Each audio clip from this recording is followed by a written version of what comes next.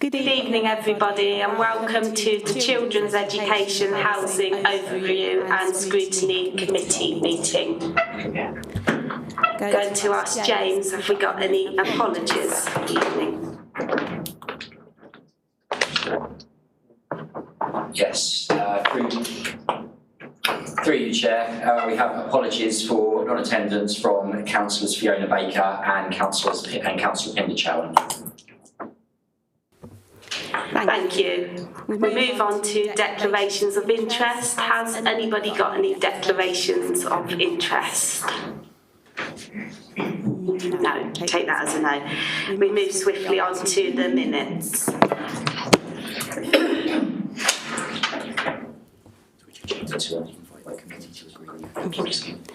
Could I just invite you all to agree the accuracy? Before we commence that, Madam Chair, I have a little something I'd like to say to the committee, if that's all right with you, Madam Chair? Could I just ask you to speak into your microphone so we all can hear you, Councillor Owens? Yes, certainly. I would just like to speak to the committee about the minutes before we commence. Is that all right? Okay. Yes. Thank you, Madam Chair. During our meeting in March, when we scrutinised CAMS, particularly the provision, members, including myself, raised direct concerns about the staffing capacity and whether the service was growing to meet that demand. We were given reassurance at that time that staffing levels were sufficient. There was no indication of any significant workforce gaps impacting delivery. However, since that meeting, I've received a formal Freedom of Information response from Northamptonshire Healthcare NHS Foundation Trust. That picture presents a very different outlook. That response confirms that they have currently 15 staff off sick, including 9 clinical staff. They have over 15 vacancies across the CAMS services, with the workforce data indicating ongoing recruitment and retention pressures. Taken together, this is not a service operating at full capacity. This is a service clearly under strain. I'm acutely aware that workforce gaps in clinical services do not just affect performance metrics, but they also affect patient safety, continuity of care and patient outcomes. And we already know from the report presented to this committee that waiting times for treatment can be extended for up to 47 weeks post-assessment, depending on priority. Demand for children's mental health services continue to rise. In that context, a workforce with high sickness levels and unfilled posts raises very serious concerns.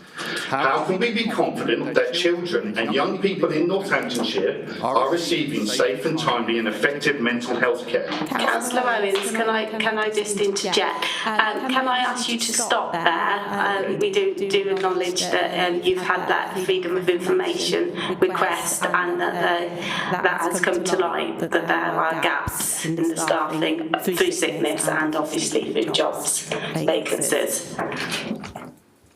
So we can't sign the minutes because they're not accurate. Is that the case, James? Well, no, I don't think the councillor is saying that there is an inaccuracy in the minutes so much as commenting on a matter arising from the discussion. That's correct.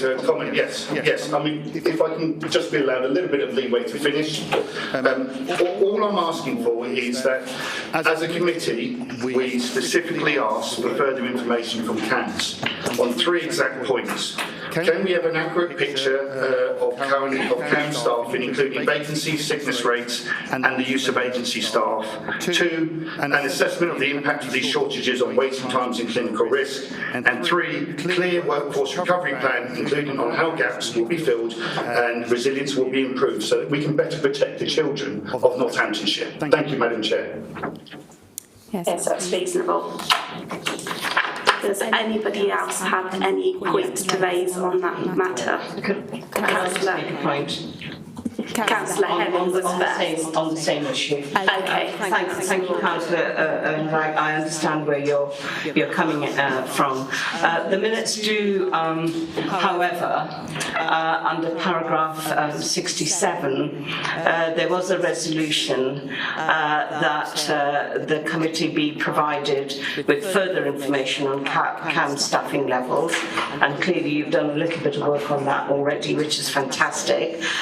But point B there is about agreed to consider further scrutiny of CAN's services as part of the future work programme. So I think in some ways the minutes are capturing the need for that further work, and I think we ought to come to that at the end of the meeting when we look at the work programme to have that detailed scrutiny. So I think it's worthwhile just coming back to the minutes and noting that that's what we'd agreed to. Thank you. Thank you, I agree.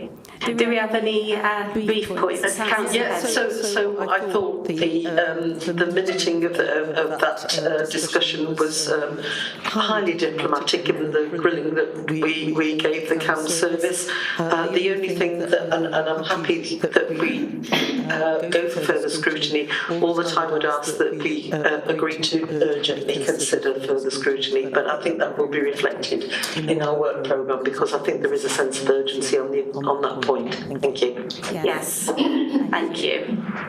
Okay. Can we?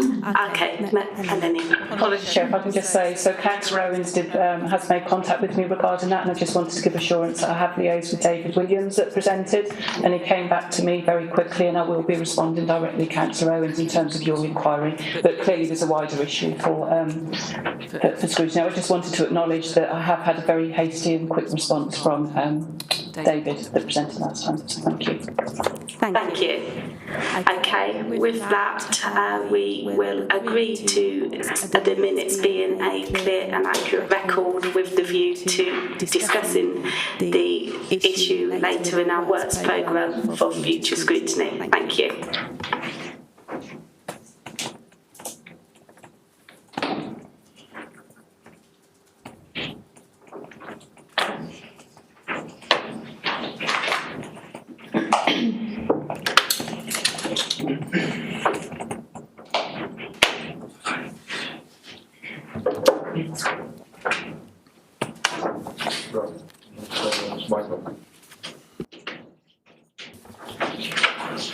Okay, so we move on to the Chair's announcements. That's me. I would just like to remind us, as we already know, that we are being webcast, so if we could all speak clearly into our microphones and face forward. I know it's very inviting to turn to people that you want to speak to, but if we could be mindful to face forward to our microphones so that people listening in on the webcam can hear us also, that would be appreciated. Can I ask everybody to ensure their mobile devices are either turned off or turned to silence too, please? We do have another full agenda, so I would ask us all to be precise and be quite focused in what we are saying, so that we can get through it and not be here for a late night, but be here for the time that we need to. And the third thing I would like to just say is I would like to thank each and every committee member, as this is our last meeting for this year. I acknowledge all your input, all your hard work, and I thank each and every member, as I thank the officers too for all their hard work. Thank you.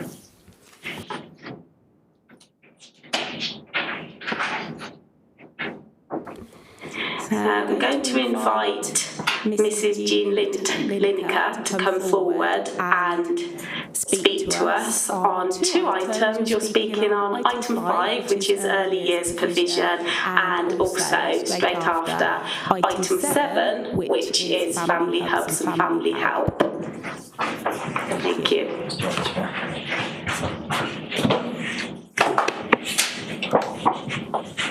Thanks, Jane.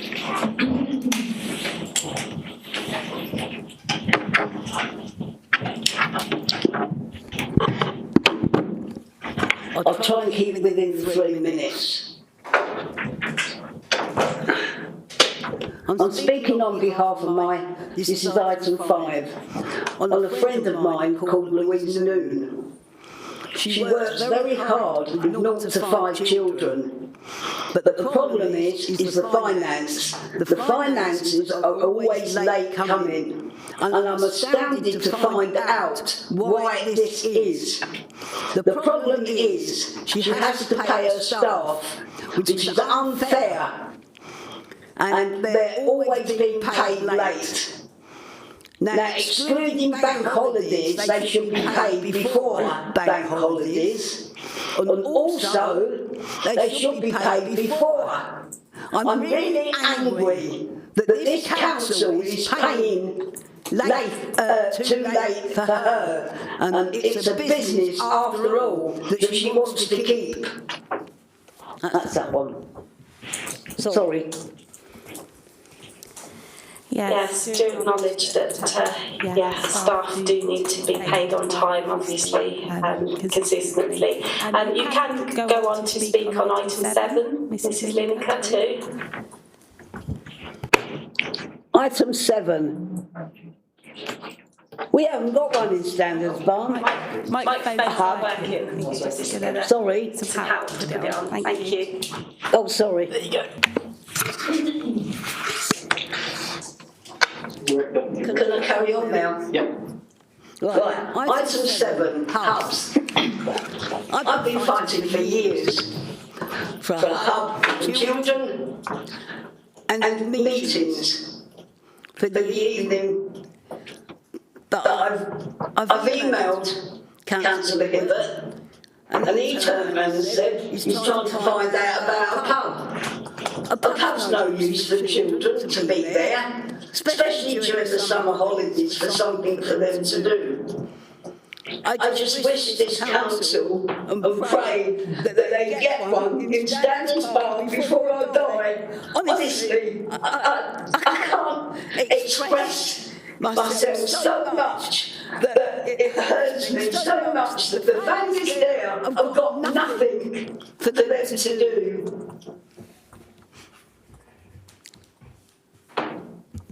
Sorry. Thank you, Mrs Lineker. Thank you for your heartfelt comments. I'm sure these points will be addressed when we move on to item 7. We're going to move on to item 5, and we're going to invite Melanie to present to us, really. I don't know if you want to give us a fairly quick presentation, because we have had the slides, or how you want to do it, but I'm going to pass over to you. Thank you. Thank you, Chair. Mine's going to be really quick, because I'm going to pass over to Rana and Katie to present on those slides. Thank you. Brilliant. Hello. I'm going to be as brief as possible, because, as you say, you've already received the slides, so hopefully anything I say is not news to you. So I'm just going to deal with the first couple of slides, do the introduction before I pass over to Ray, who's the operational lead for early years. So just to say, the childcare sufficiency assessment is a mandatory document that we have to produce in accordance with Section 6 of the Childcare Act, and the purpose is really to identify supply and demand, and it helps us to be able to plan in terms of childcare sufficiency in the future. So in essence, it basically outlines what our sufficiency position is. The report is due to go to Cabinet in July, and again, what we call the CSA is underpinned, as Louisa will tell you, when we move on to the Best Starting Life by the Best Starting Life strategy, outlines the requirement for LAs to regularly review sufficiency and builds on the Best Starting Life ambition, which is to narrow the gap to ensure inclusion and to have access to high quality provision. So we pass over to Ray, who will go into slightly more detail. And so just following on from Katie, we use the document to identify the gaps in provision and supporting working parents as part of the childcare reforms that have been phased in from April 2024, and to review the kind of inclusivity and access and reach for early entitlement and childcare provision. Currently it's being used for as a strategic planning tool, and in the last 12 months we've used it to support the decision making around school-based nursery provision as part of DfE's capital projects for phase 1 and 2, and in distributing the early years capital funding that West Northants received from DfE to support creating the provision in readiness for the expansion programme. Additionally, the data is also used for the wraparound programme, which has been part of the childcare reforms. What the market position statement September 2025 does identify, when you look at it at ward level, is the deficits in individual ward areas, but this is an ongoing assessment that we do, working very closely with school admissions and planning. At the moment, the overall picture for September 2025 is a deficit of 152 places, but just to highlight, that's an overall deficit for the whole of West Northants, and does identify also in the market position the kind of deficit at each ward level. In terms of next steps, we can see from the market position statement that 12 main wards have deficit positions for 0 to 5-year-olds, and our forecast action planning will be around prioritising the remaining reserves and funding that is available to the local authority and DfE to ensure that the areas where there are gaps are being able to be filled by creating new provision or encouraging existing providers to expand provision. But we are very much aware that there are some challenges around sustainability, workforce development, and around the kind of wider inclusion challenges for us as a local authority. But a key part of this is looking at working with our Best Start in Life strategy and to ensure that our take-up is improved. If anybody's got any questions, I'm happy to take them. Can we give some answers? Councillor Heaven. Sorry. Obviously your data will lag behind reality, and I noticed that in my neck of the woods in Bradley is looking fine. It's got a nice green bar, but we've just got permission for 850 houses, and of course with new development you tend to get people who are coming either with a young family or starting their family, so you get a hiccup, don't you? You get a bulge really of the younger years and then going through the school system. So I wonder how much work you can do with planning and the developers to get the provision in time and not lagging behind people's needs. Thank you. I'm happy to answer that question. Council, what we are doing is working very closely with planning and section 106 in order to review population data with supply and demand to be able to start projecting what that future need is, even though it's really dependent on the developments coming into fruition, but doing some of that projection work. Also, we're working really closely with admissions, so where school developments are being created potentially or expanded, we're ensuring that early years provision is being also housed within that kind of development. Potentially, previously, Section 106 was not able to be used for PVI providers, and what we have agreed now with Section 106 team and admissions head of service is that we can utilise some of that funding to support the PVI sector, who in essence provide 90% of the market for childcare. So we're trying to get better at projecting that data, and although this is a snapshot for September 2025, we're already working for that update based on the new ward boundaries and what housing developments look like so that we can project a bit more. So next, I'm hoping and anticipating for that next one that we do for the childcare sufficiency assessment, we'll be able to build in not only the current projectors, some of the projections of anticipated need. Yeah. Hope that answers your question. That's very reassuring, thank you. Chair, could I just add to that bit? I think Ray's given a really brilliant overview. The one thing I wanted to add there is through all of our assessment of housing growth and birth rates, but particularly where housing growth is coming, we are having to review our forecasts and our projections, which every local authority is doing up and down the country. We're working with the DfE to do that.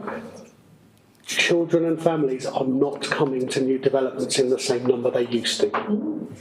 We've got one part of town where we've built 1,500 houses and there are fewer children going to the local school than there were before we built them. So we really need to understand how migration is happening, how migration coming into West Northants is happening, but also that build-out rate and where children are moving in as well. And the world has changed, particularly since COVID. So I just wanted to give a shot. We are looking at that. We are using the most up-to-date data, and we're working with the DfE and other local authorities to look at how we do that. That's from early years all the way through primary, secondary and beyond as well. Okay. Sure. Councillor Aldridge. Thank you, and thank you for the really helpful report. There are two areas that I want to pick up on. One is what does quality look like, because there's some interesting data there. And the second one is really looking at the market position statement. So in terms of what the quality looks like, really positive that we've got 80% of the provision being good or outstanding, but that leaves 1 in 5 that isn't there yet.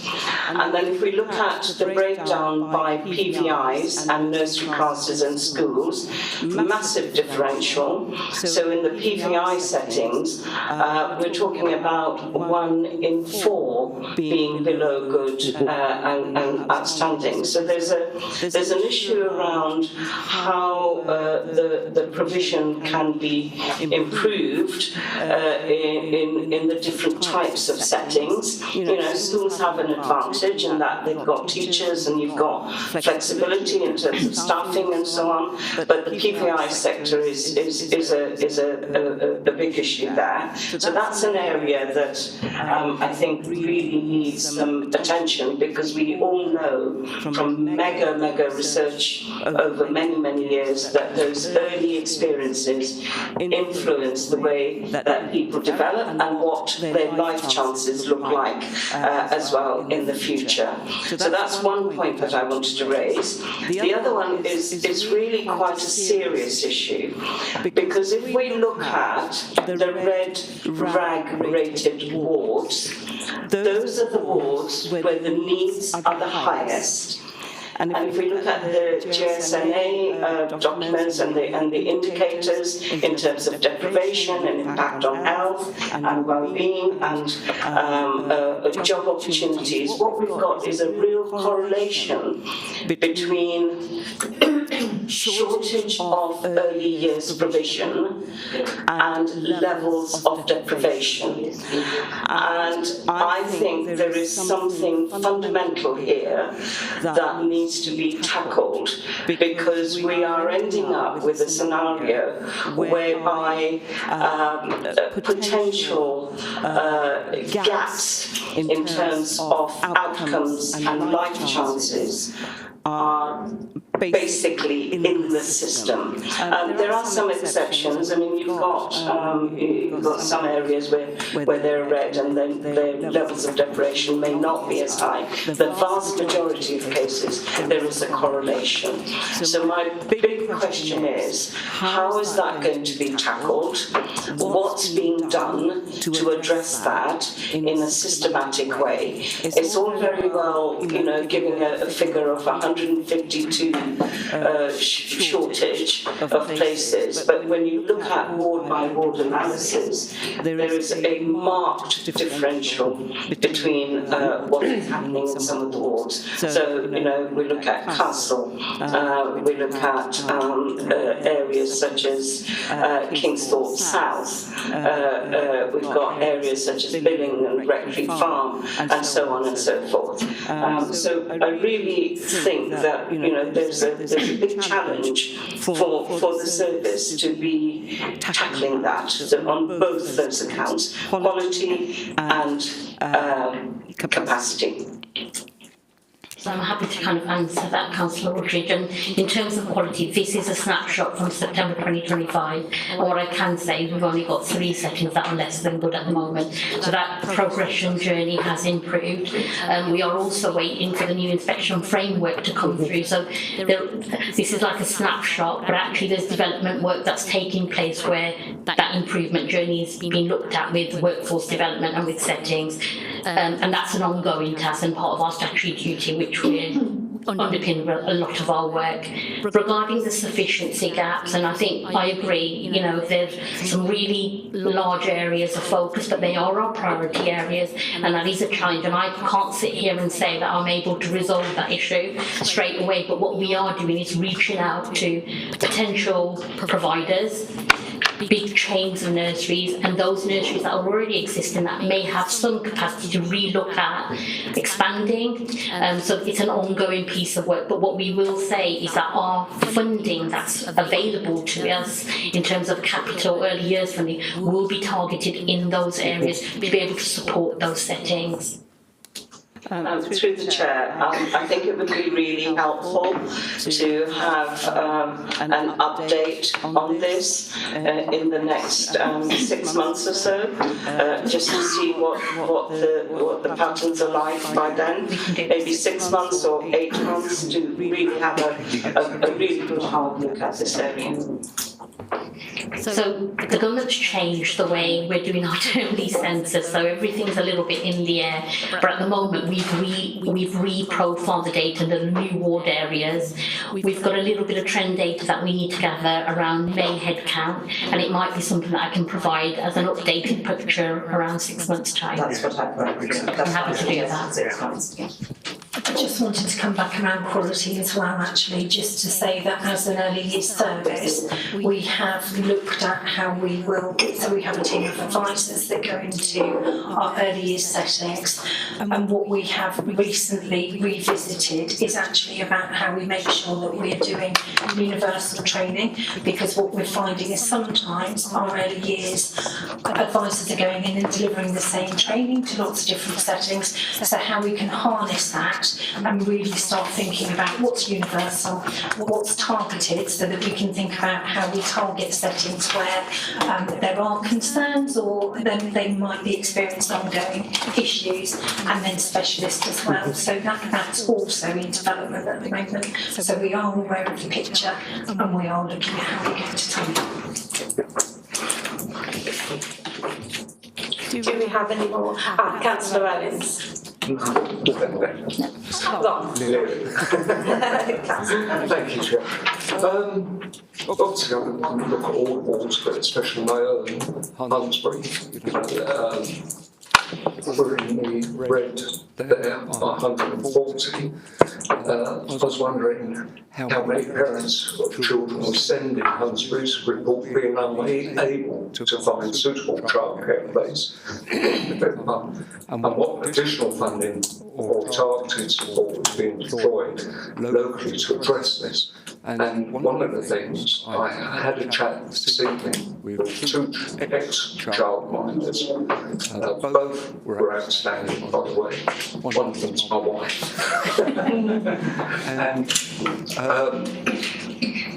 where I'm coming from here is, because of government funding, they tell them how much they can charge. And when you've got up to 2 years old, you have to spend more time with them. When you've got to send children, you have to spend more time and more money on sensory toys, etc. And when the government monopolise, if you like, and tell them how much to charge, it's just become not worth it. And it's the same for nurseries. Also, if they put in for payment, if they put in late, they miss their payment, and the payment's always late being paid. And so unfortunately, when we get like my ward with the Hunsbury, what will be different in a year's time, do you think? Thank you.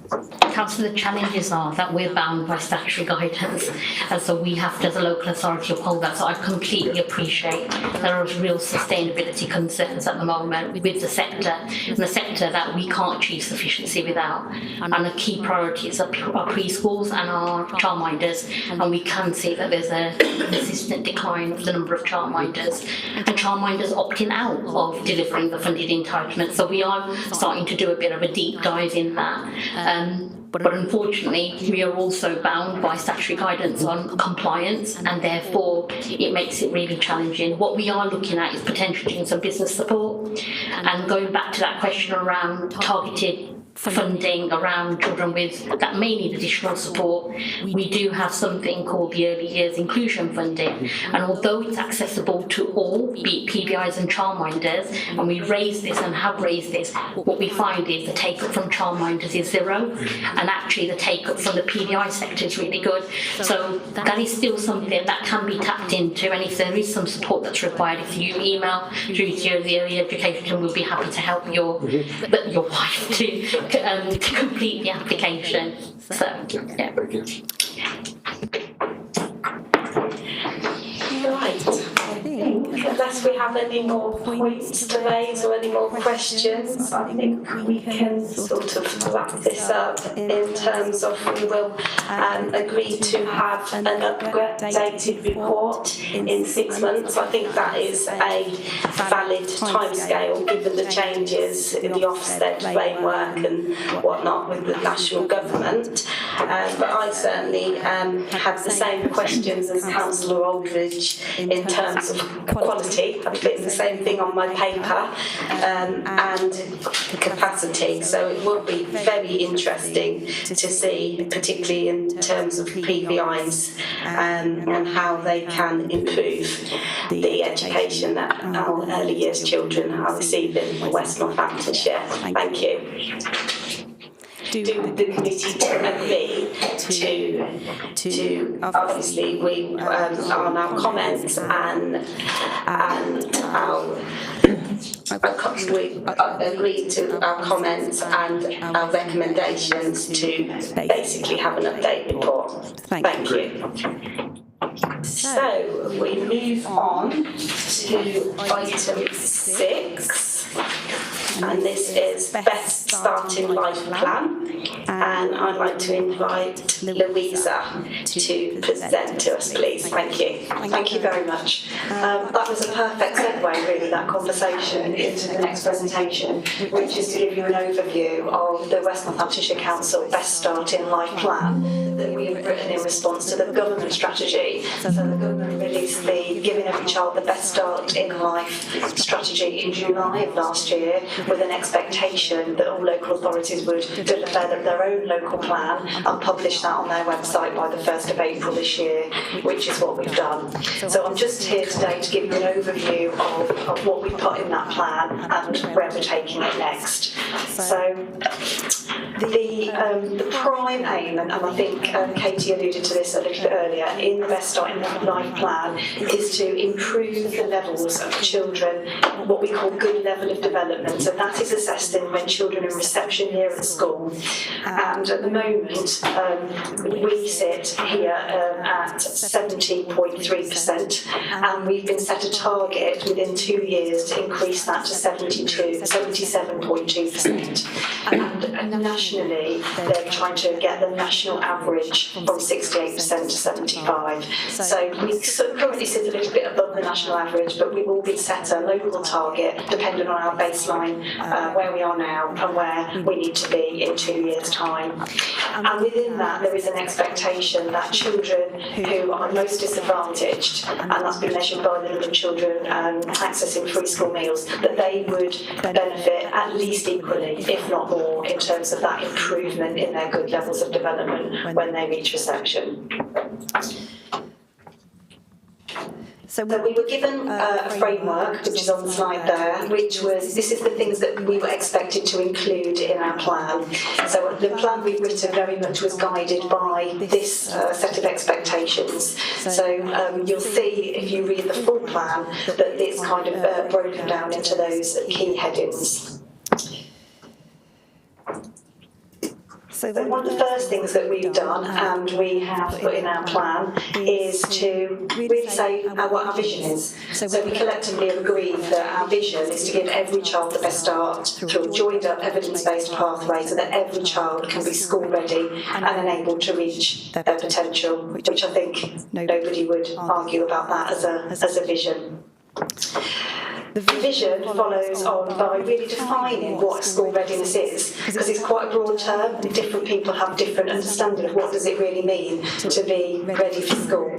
So we've worked collaboratively to define for us here what do we really feel school readiness is, and we've come up with the definition there, which you've got in your slides. So from that, we've worked up what are the key themes that need to run through our plan. So closing the gap, that inequalities gap. We know there's a strong theme around speech, language and communication. That's a consistent theme where we are generally, children are not doing so well before they get to school. We are really looking at that early intervention and prevention agenda, so really thinking about how do we get to children earlier, identify them earlier, and really work on a much more preventative programme rather than reacting once we already know that there are problems. And we really wanted to make sure that all of this is very joined up and integrated. We know as a local authority we can't achieve this on our own. We need to work collaboratively with other partners to make sure that we can achieve it. So there are themes that run through the plan. So following on from that, we've identified 7 priorities. So these are all driven from data. So we did an awful lot of analysis, looking at data, looking at child development, looking at good levels of development, looking at current trends and patterns. And from that, we've identified 7 key priorities that our plan is based on. When I say our plan is based on, what was required from us, it was a very high-level plan to publish by the 1st of April. Part of the next steps is to develop the delivery plan, which will sit underneath that, which is just starting to be worked on. So we will have a much more detailed plan around those 7 priorities. But we do have documented within our plan what are our key enablers and golden threads that run throughout. And we know that without these things, we will not be able to achieve what we want to achieve. 2 years isn't that long. When you think, oh gosh, 2028, that sounds like a long time. But 2 years isn't long to really achieve what we need to achieve. So we need to make sure that these enablers are really strong for us to be able to achieve the key bits of our plan. So we've got some really broad outcomes that we will be looking at in much more detail as we write a detailed delivery plan. But broadly, these are some of the key outcome areas and the impact that we will expect to see in 2 years' time as we implement the plan. And then I just wanted to touch on governance, just so you have some assurance on how this is being worked through. So when we knew that this was the ask, back sort of around August, September time last year, there was a steering group that was put in place, which I chair, and a number of my colleagues here are also part of that steering group. And we've got a number of good people from across different directorates within the council who have come together onto that steering group to help us pull the plan together to what we've got where we published the plan. Next stage is to do a more detailed delivery plan, and that will be we've got a whole workshop day planned in a few weeks' time where we're going to be looking at getting a good plan, much more detail around the meat around the bones, as it were, for that plan. But the steering group that reports into the Family Health Partnership Board, which then reports into the Health and Wellbeing Board. So just giving that assurance about how the governance of the Best Start plan will happen. And then just a final slide, which I've touched on already, which is the next steps, which is the detailed delivery plan, and do a bit more work on those outcome measures and how we're going to measure those, how we're going to know if what we're doing is working. We plan to use a logic model, a map of theory of change. We will be having regular and ongoing monitoring and progress checks with a lead that we've been allocated from the Department of Education as well.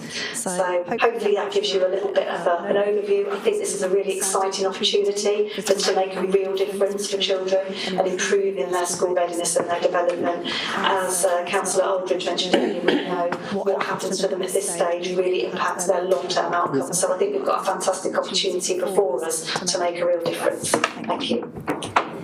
Thank you, Louisa. Can I just quickly jump in and ask 2 questions? I'm not sure that all of the committee would know, and I didn't know. I had to ask prior to our meeting tonight, what is the logic model to map theory change, please? So this is about public health, kind of the experts in this. It's a methodology where you kind of start at looking at the outcomes you want to achieve, and then you kind of work backwards and kind of like how you need to get there. That's probably the best way I could describe it without going into lots and lots of detail. Thank you.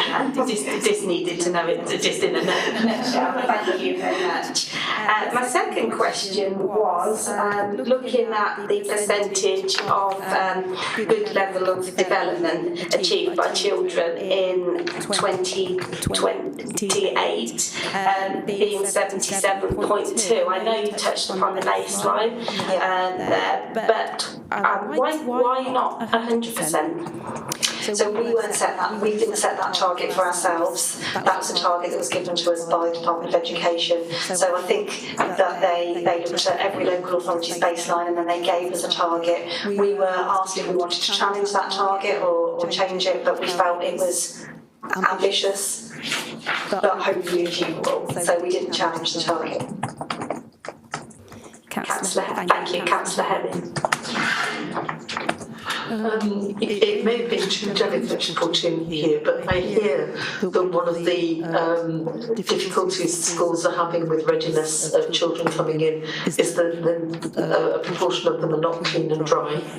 And I wondered how you are monitoring that and what steps underneath. I mean, it's vaguely alluded to in that you mentioned physical, but it is a real challenge, and I think one of the problems is the parents working and being away from the larger family, and I just wondered how we're monitoring it and what we can do to intervene and get children through that first stage. And I think that's where I talked about, this is going to be a whole system and partnership approach. So we will absolutely be working with family hubs, with health visiting services to think about how do we do that collectively. So toileting is something that's assessed at children's 2.5-year health child programme review by the health visiting service, and we're working collectively with health visiting and family hubs to look at where we identify those needs, what additional groups and support can be put in place within family hubs and health visiting services to address that. So families where that is a need, there is a service that is offered, but clearly from what we're seeing that potentially isn't doing enough. So I think it's going to be one of the areas that when we do our detailed delivery plan, I think that will be an area that we do a bit more detail in and thinking about what do we need to do this. There is things on offer, but clearly we need to do more. Councillor Ashrath. Thank you, Chair. I know putting a report or any plan together takes a lot of time. And I think in reality, when we are out in the communities, we can see the differences, how parents parent their children. I look at this information and I don't see anything that jumps out to say, wow, we're going to be changing the lives of children from an early stage. And I say this with great interest because community groups, whether they lack language barrier or integrated into the British way of life or just moving from one town to another, there is already a disconnect. And parents believe that they are bringing up their children the best way that they can. However, I watched a mother bathe a 2-year-old in the kitchen sink because the child said, no, he won't go into the bath. She didn't know how to parent. So this 2-year-old wasn't ready at 2 to then get ready to go to school. So there's a huge barrier when we look at evidence. There's a huge community missing in that. They need education, and it needs to start from the moment they're becoming parents. It needs to be much earlier. And the training needs to encompass not just cultural aspect, changing the mindset of how can we improve the life of your children, and this is how you can do this, and we will support you. And it's through that encouragement, because you're changing centuries of the norm in some families and communities. You're not going to do that with that, honestly. I applaud you, because I think it's fantastic vision, but we need to start with the hubs, and that's where we need to get every parent coming through that door. I know parents who don't understand what the hub represents. Is it for them? And they would prefer to wait till their child is at school age and then take them in and see the distress that comes with it, because the mother and the father don't know what that 30 hours free education is bringing to the table. And by the time the child has started school, and by the time they leave, there's limitations along the way. My parents took education very seriously, which is why I'm sat here today, and I encourage the community to pick themselves up, to give their children a better, thriving future. But they are holding back because we are holding them back. And I think those community groups that are out there, they know what those families are doing. That's where the work needs to happen, but they can't do it on just talking about it. There needs to be a lot more investment in talking to those community groups, because those families will not change until we invest that time at the very beginning. Sorry, I don't want to sound like a pain. Not at all. And my professional background is as a health visitor, so you will never hear anybody agree more with that than me. The 1,001 critical days, that early period, is so absolutely critical, and that was touched on by Councillor Aldridge earlier as well. So absolutely. So I think the way we need to tackle this is this specific target around levels of development in 2 years. We need to do certain things and target certain resource that we've got to meet that specific target. But absolutely, our broader and longer term plan would be to focus much more broadly. And like you say, just these things alone aren't going to change the world for every child.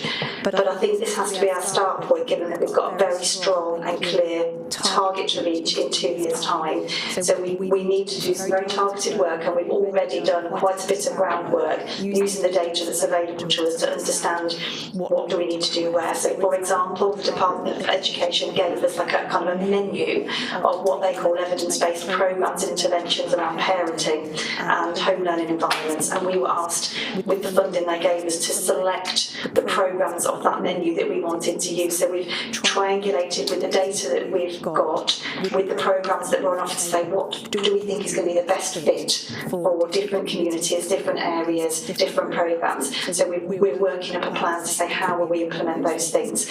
It is only a start point, of course it is. So I think we have to see this is one specific goal about a particular percentage uptake increase in 2 years, but absolutely our much broader, longer term goal must be about getting in there from the beginning, the 1,001 critical days, making that difference, helping parents to know how to play with their children, how to create a really good home learning environment from when they're tiny tots. The attachment and the bonding, the relationship, the parent-infant interactions are also key, as you say. So I think this is one specific thing, but actually our long-term aim is to work on all of that as well.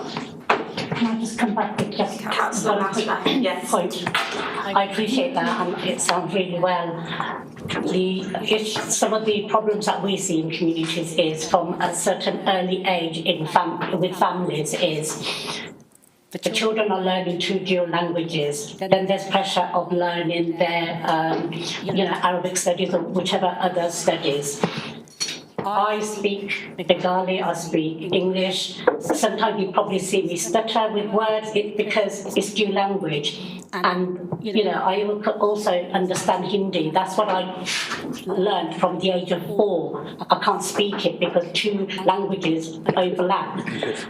Some of these families don't have toys. They won't know what it means to play. So the parents are not prioritising that because they don't know how to. So we need that environment to encourage that. Then it comes to poverty and finance and all of that. So, there is some work to do, but it's exciting we can bring this right now. And, I'm more than happy to share different methods because I'm doing the very same thing in my ward right now, and I'm taking no prisoners. Councillor Owens and then Councillor Ashworth.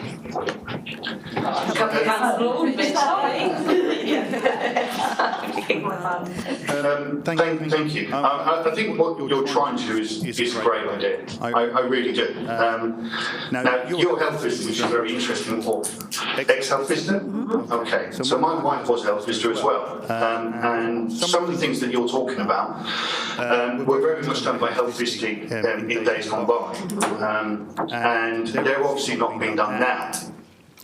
Because, as you know, the health visiting service has been cut a lot, and there's a lot of restriction, a lot of strain on the health visitors that have been left.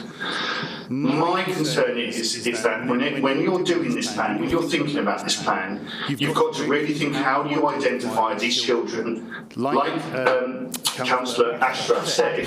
Sorry, thank you. As Councillor Ashworth said, identifying these children that their parents are not going to want to engage, and creating policy and procedure is one thing. But you need these parents to get engaged. And what are you going to do if they don't engage? Because we all know the strain on the NHS. We all know the strain on social services at the current time. So it's about that lateral thinking, holistically thinking. When you design this plan, how are we going to get those parents non-engaging to engage, get these children to where they need to be, which is happy, successful, learning children? Thank you. Thank you.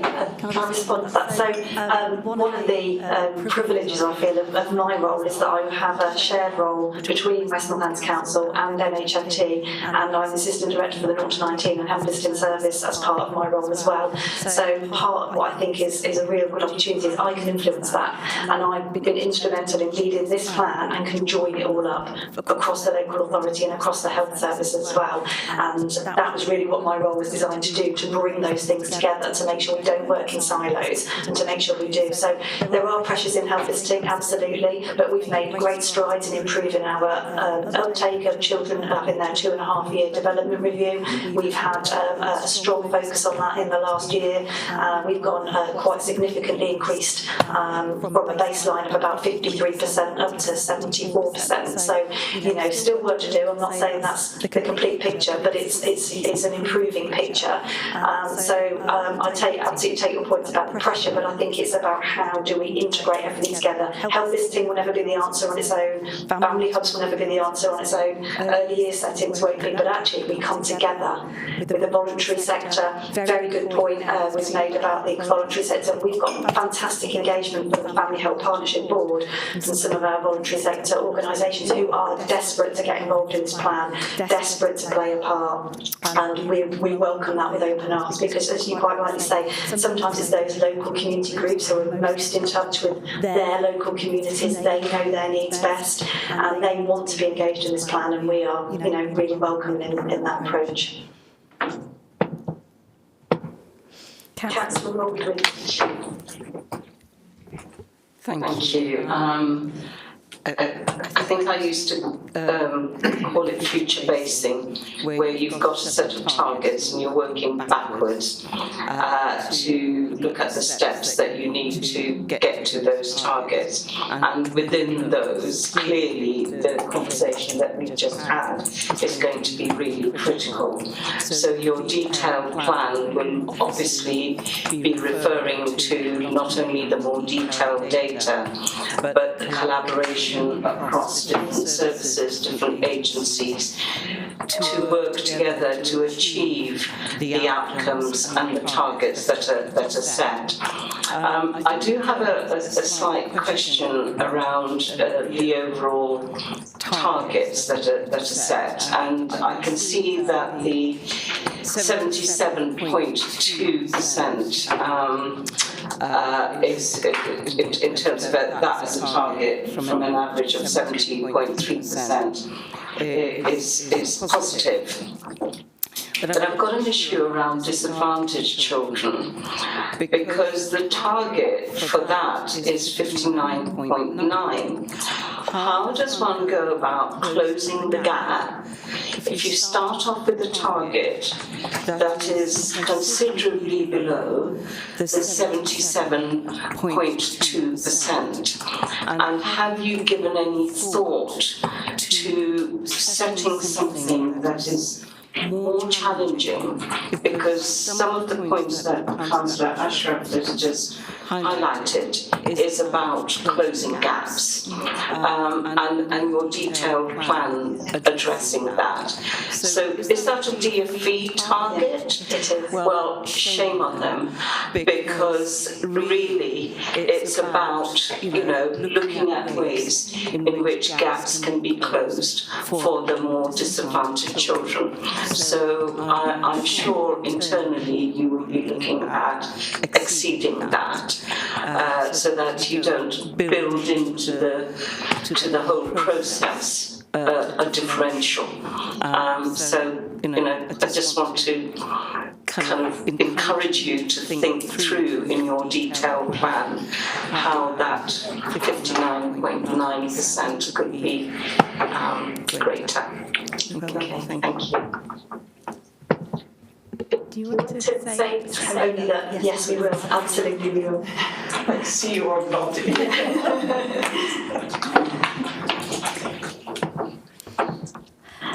Councillor Third.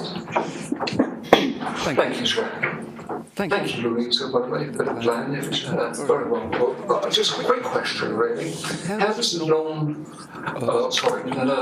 wrong door approach work for families with 7 children? And is the present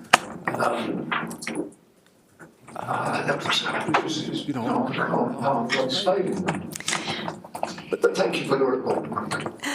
Do you want me to respond to that? Yeah. So we've got other colleagues here who also very involved in the SEND work might want to chip in. But I think what we know clearly is that sometimes families don't know where to go, and we've done a lot of work mapping what support services are there for SEND children, and we've done a huge piece of work that just in the last few months.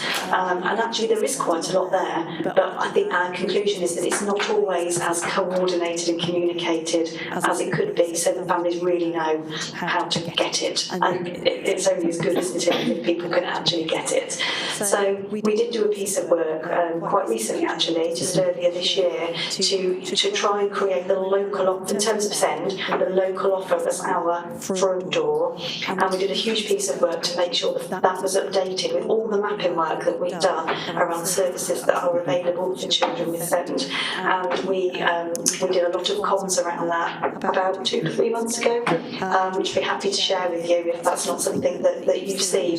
But it makes sure that everything is in one place. All information about resources, support, services are all in one place on one website, and we used our parent carer forum to help guide us about how that should work with a parent hat on. If you're a parent looking for something, what keywords might you put in the search? And so really they helped inform how that would be created. But I think we talk often about different agencies that deliver different services, and one of my passions, part of my role around integration, is families don't really, I don't think often they really mind or care who it is that sometimes they just want help, and they don't really mind who it is that gives that to them. And we need to get to a point where if they've got a health issue and they rock up at the family hub, they can still make sure they get to the right place. Or if they've got whatever their need might be, they can go to anything, whether they can go to an early years setting, they can go to a school, they can go to a health visitor, they can go to a family hub, and there will be, they won't be sent away to go somewhere else, that there will be a kind of multi-agency team that supports families to get the right thing at the right time. So that's kind of what we mean by no wrong door. It might not always be the right door that they knock on, they might not quite know where to go to ask for help, but whichever way they go in to ask for it, we should make sure we get them to the right place. Thank you.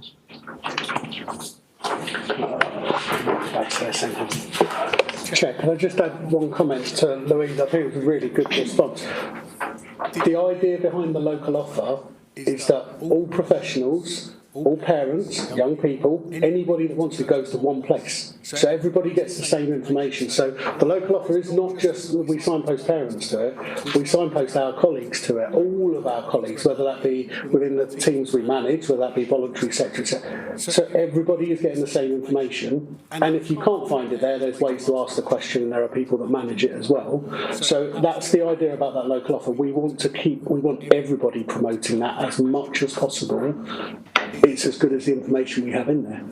The people that manage it are very good, and it is evolving. There's a lot of information in it at the moment.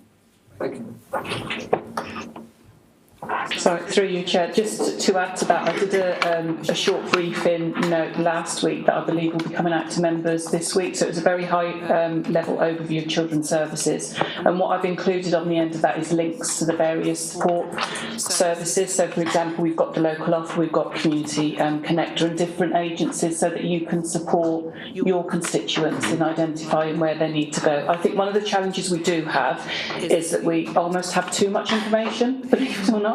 And I think that's definitely what we're looking at through our family help strategy and through our youth offer strategy, because I think the information is out there, it's not easy to find, and that's what we're looking at in terms of that one platform, where do families go. What I would say though is in particular with the local offer, that's a statutory requirement, so we also have to consider what we have to do from a statutory point of view and how we make sure we bring all of those things together. So for all members, look out for the update that's coming this week. You'll have all the links on there.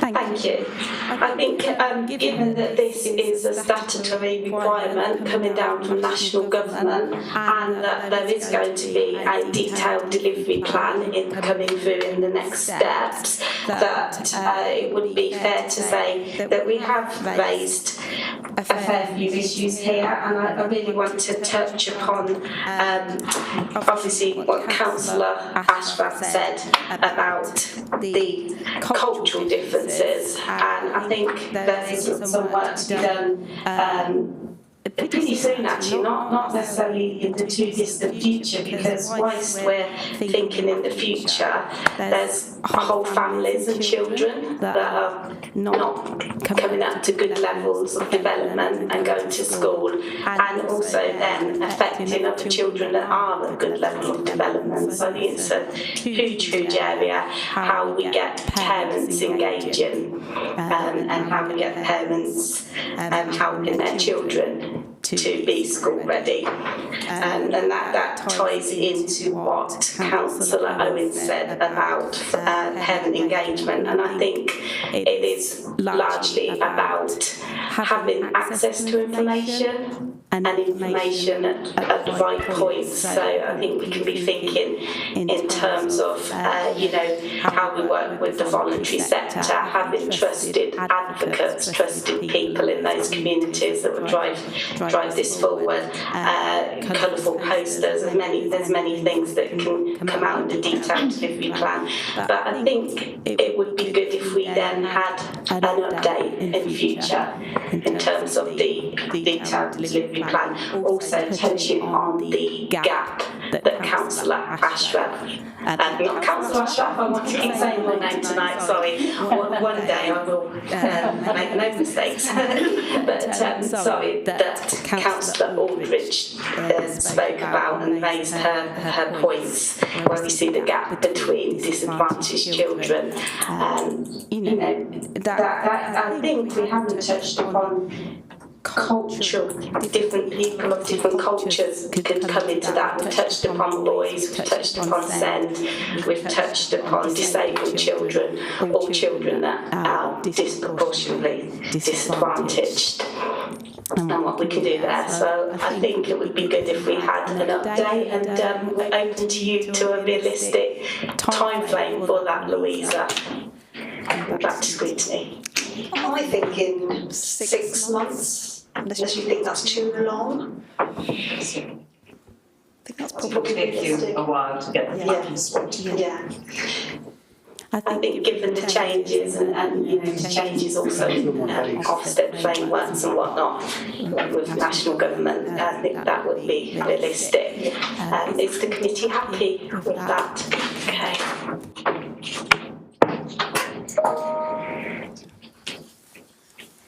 So we move on to item 7, which is family help and family hubs. And I'm going to invite Melanie again and Louisa again to present to us. Thank you. It's me again, so I hope you don't get better from my voice over the next half an hour or so. So we felt that we wanted to bring you a bit of a progress update with our family help strategy and family hubs, given that it's now been a year since the very first family hub opened in West Northamptonshire. Just first, just touching on our family help strategy. So that strategy was finalised, signed off by Cabinet back end of 2025, and we launched that through a series of multi-agency events in different parts of West Northamptonshire, which were very well attended and supported. About 100 people came to the launch events of the strategy in December last year.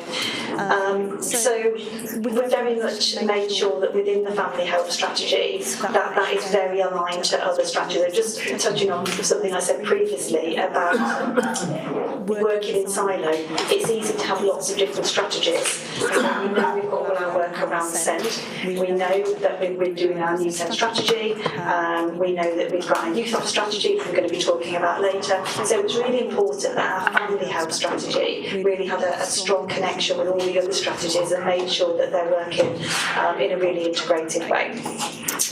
We also wanted to make sure that because it's a partnership strategy, it's really owned by the partnership. We've got strong partnership representation on the board, but other strategies, things like the NHS 10-year plan and the introduction of neighbourhood health and things like that were all embedded in the family health strategy as well. Families First Partnership is another key strategy, which is the children's social care reforms, which again just really strongly linked into our family health strategy. So it's a really broad umbrella for quite a lot of different things.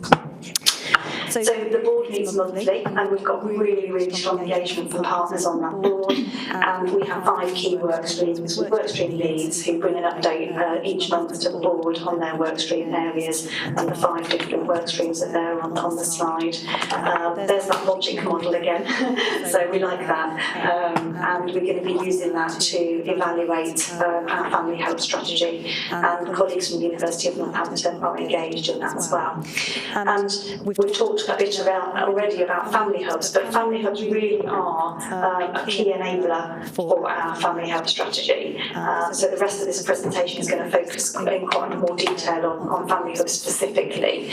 So it's been a year since the first one opened in Toaster, and since then another 4 have opened. So we have Daventry, Upton, Kingsthorpe and Malton that have all come online since then, with a number of other sites planned for this year: Brackley, Farcott and the Delapre area, Weston Fable and Northampton Central Library. So some of those are further ahead than others, but there's plans to some degree or another for hubs and spokes in all of those areas. The locations, which I know has been a hot topic about the locations of family hubs, the locations really have been based on a number of different factors, bearing in mind that West Northamptonshire has received no funding from the government for family hubs at all. So everything that we've done with family hubs has had to be from within existing budget and using existing assets. So we haven't necessarily got physical hubs in every area that we might want to if we had unlimited funding, but we've used assets and state where we can and tried to map that as much as possible to areas of deprivation and transport access. Where we haven't got a physical family hub, we are having a strong outreach focus, so using community centres and church halls and all sorts of things where our family hub staff go and deliver family hub activities and groups, even if there's not a physical family hub. So just thinking a bit more detail about the actual operational delivery of family hubs. So we now have got a workforce of 23, and that continues to grow. And we have had some additional funding for the first time this year. We received in some additional funding as part of that Best Start plan. So we were able to grow our workforce and really strengthen the workforce that we've got. The service that was Strong Start has now been integrated fully into family hubs, so that's the universal provision for 0 to 5s, and we've got really strong kind of cross-working with public health, Strong Start, early years, family hubs. Quite a strong integration is developed.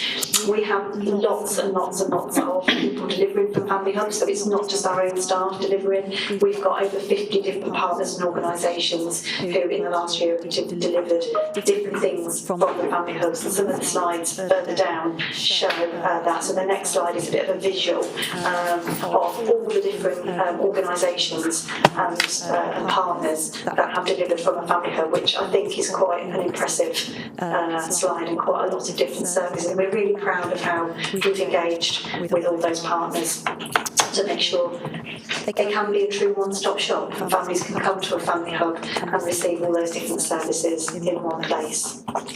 So just moving on to give a little bit more detail about those. The next few slides are just broken down by age group. So thinking first about the 0 to 5 age group and some of the key things I've just tried to pick out and give you a flavour of some of the things that we've been doing around 0 to 5 support. So weekly sensory and stay and play sessions, baby massage, sleep and feeding workshops, early communication support, groups and workshops based on school readiness, perinatal mental health and antenatal support. So that's just a few things really. And some of the other partners that have delivered are some of the peer breastfeeding support services, the health visiting and school nursing services are delivering some of their development reviews and other clinics from there, things like baby and me programmes through Strong Start.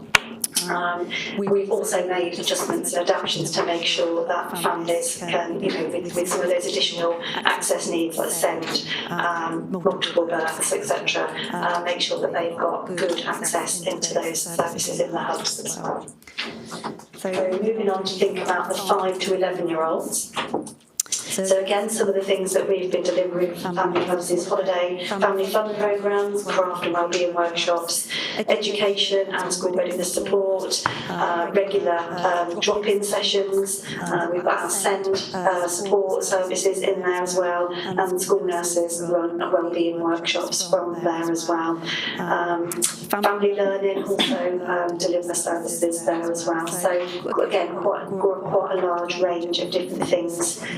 And then just going on to think about the 11 to 19-year-olds, which sometimes people say are a bit of a forgotten age group because we focus a lot on Best Start, but we haven't forgotten our youth in our family hub offer. There's a fantastic youth space in the Toaster Family Hub, particularly. The youth zone has got an amazing space upstairs in the hub. If you haven't visited, I would highly recommend a visit to Toaster Family Hub. But there's a lot of support there, including sexual health information and advice. There's a homeschooling group, mental health support.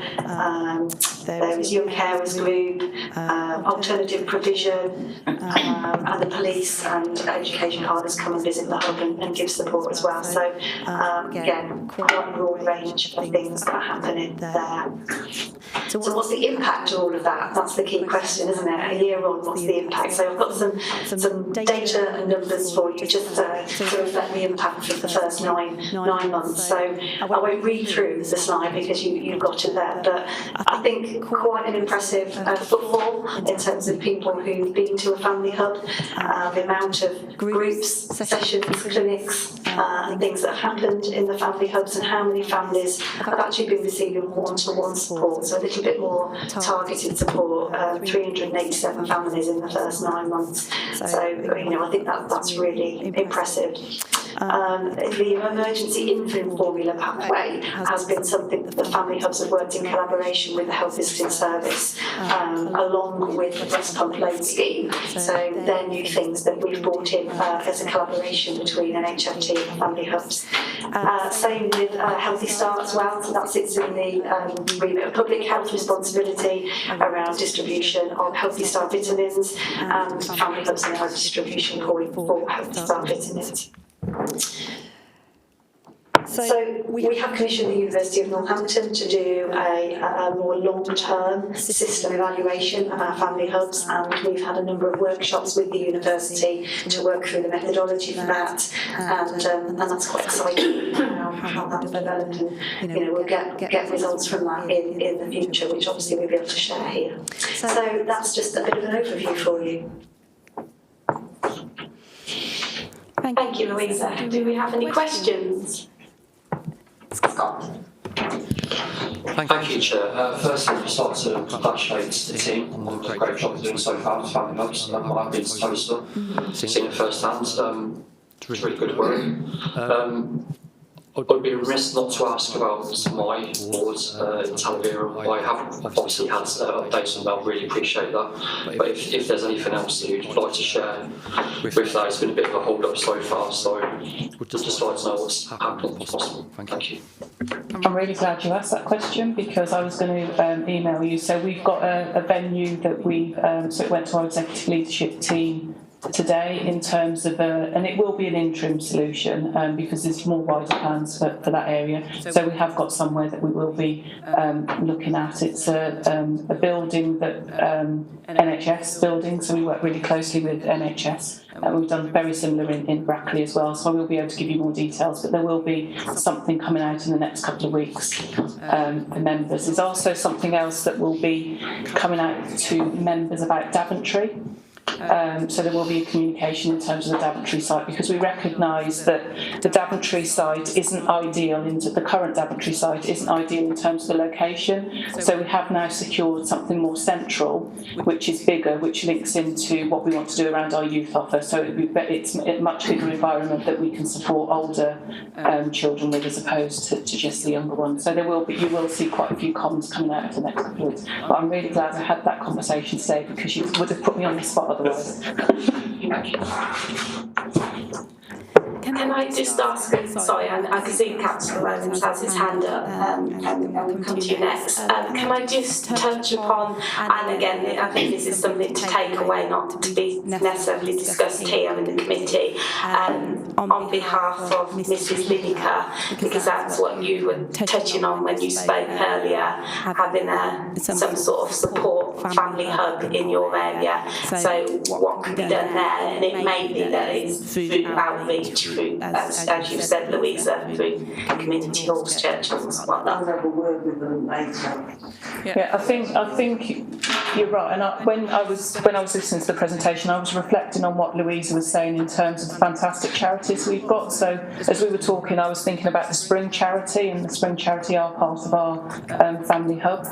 Family Help Board rather, and I think there is something as well in terms of being accessible to communities, and also that trust that communities may not have in terms of the family hub. So I think there is something more that we need to do, which we are doing, and I'm going out on a visit with Councillor Ashraf tomorrow, strangely, around another location, because I think it is about outreach as well, and it's how do we utilise the resource that we've got to support our community sector, and looking at the assets that we've got as well. So there's definitely more that we're already doing in that space.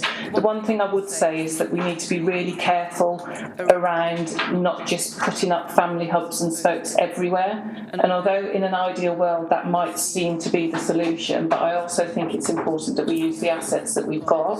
And when I say that, I'm talking about our community and voluntary sector, because there's just such amazing provision out of there. And if I just give an update, although I'm at risk of going into the youth area, but we've been working with the National Association of Youth Clubs, and the number of youth clubs that they've identified that we weren't aware of, and they weren't aware of, is absolutely, I mean, we're talking over 100, so 126 to date.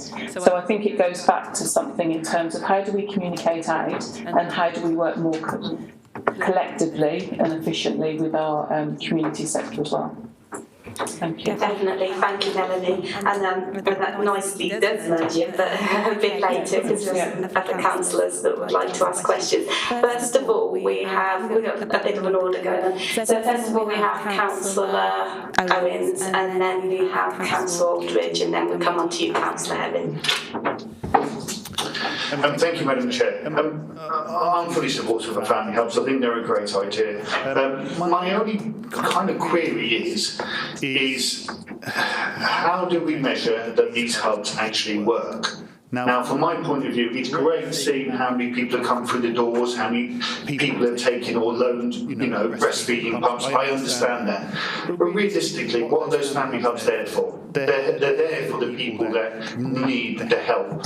Now, ideally, I would ask, what kind of thought or possible way of measuring the success of family hubs would be thinking about? Well, what does happen if those family hubs are there? What happens when those families haven't got the information? Well, we know what happens. It's things like child injury, it's safeguarding issues, it's possibly domestic abuse from interaction. Those would be the metrics that I would want to measure possibly the success of family hubs. And I wondered if you thought about that at all. Thank you, Madam Chair. Come in there, Lisa. Yeah. Thank you, Chair. Through you, yeah, absolutely, we have thought about that. And what we've recently got, and I received them from the team a couple of weeks ago, is we're also looking at case studies. So we've got 3 case studies that were sent to me, which clearly showed if we wouldn't have had that intervention from the Family Hub team, they would have potentially and very likely have been a family that would go into statutory social care services. So we are absolutely looking at that. And what we're currently working on is our metrics. And you're right, it's not just about data.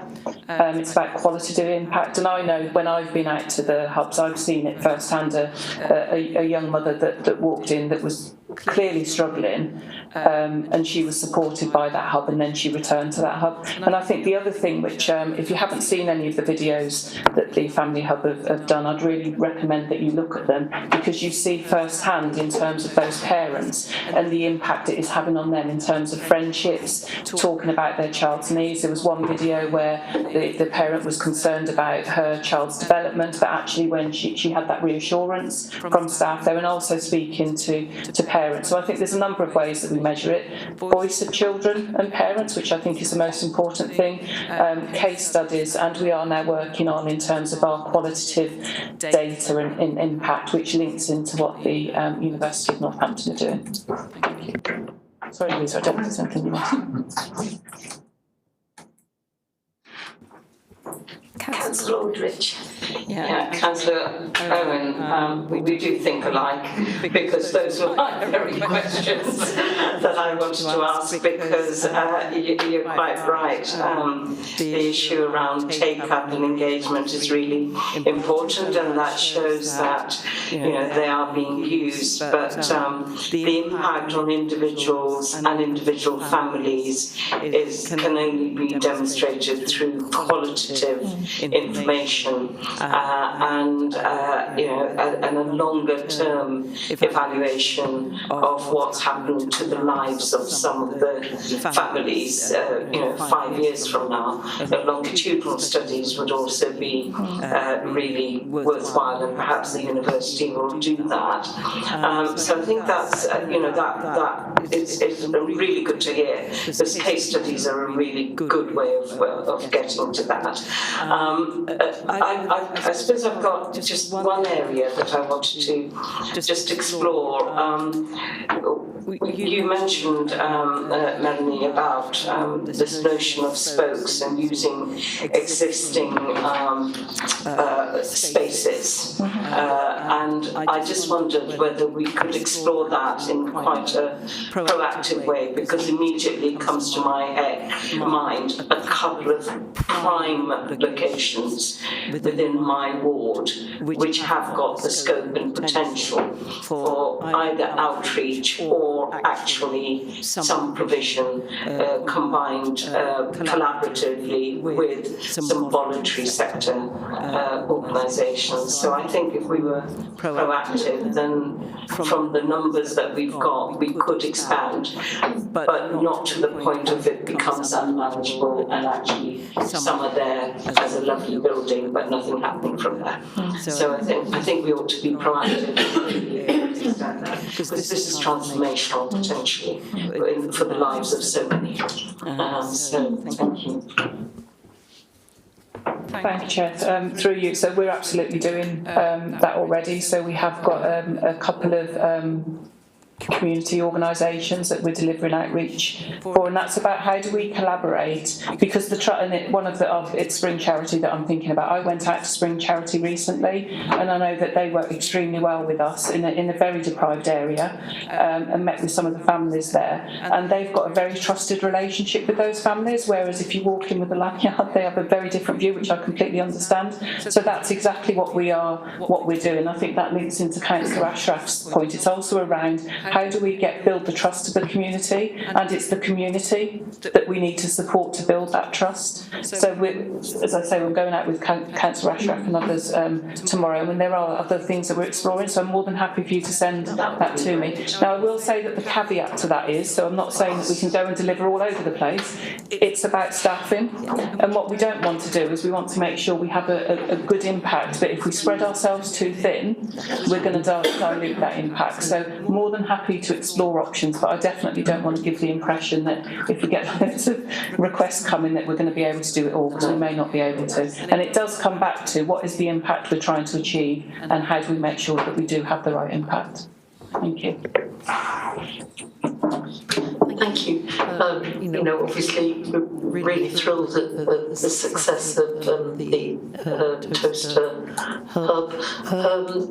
And it addresses one of the problems that I saw with the Sure Start was they were developing really good relationships with the mother and baby with breastfeeding, but that mother also had a child who was playing truant, and it was destroying the whole family. But Sure Start wouldn't deal with that because it was only up till 5. It seemed ridiculous because the family is a holistic entity. But it did strike me when I looked at that huge matrix of all the different people that you've got involved, not much evidence of education there, or the links with the education over that sort of issue. So I think there's a chance to strengthen that bond, because I think we can all help one another.